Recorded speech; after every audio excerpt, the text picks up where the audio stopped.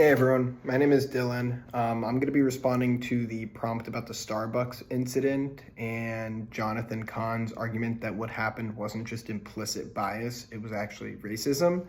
So let's get right into it. I agree with Kahn because I believe the actions in this situation weren't subtle or unconscious. Two black men walked into a coffee shop and were doing something that people do in coffee shops all the time, and the manager still decided to call the police.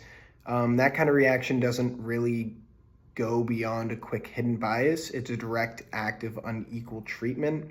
When someone jumps straight from discomfort into like actually involving law enforcement, that isn't just like a split second mental association. That's like a choice rooted in racial discrimination from inside. Kahn also talks about diversity management and how it usually protects companies more than it actually helps minority groups. I actually agree with that quite a bit.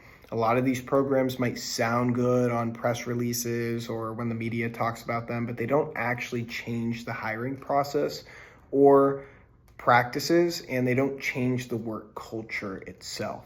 They allow a business to say that they did something without actually tackling the real pattern behind the incidents itself, like this incident particularly.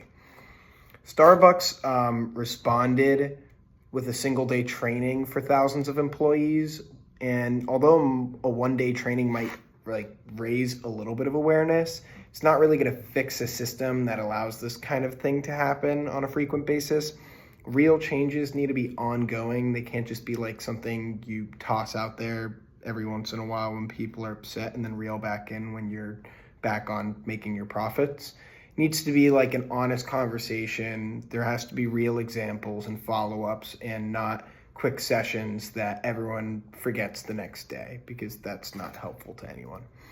Starbucks has also changed its bathroom policy and now lets anyone use the bathrooms, even if they aren't buying anything, which I support because people need to be able to use the restroom in general.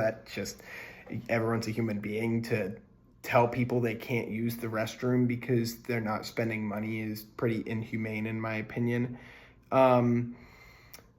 It removes a situation where workers feel like they have to judge who belongs and who doesn't belong. Everybody can just be in the establishment, whether they're purchasing something or not. It keeps things simple and can prevent confrontations that turn into something bigger like this.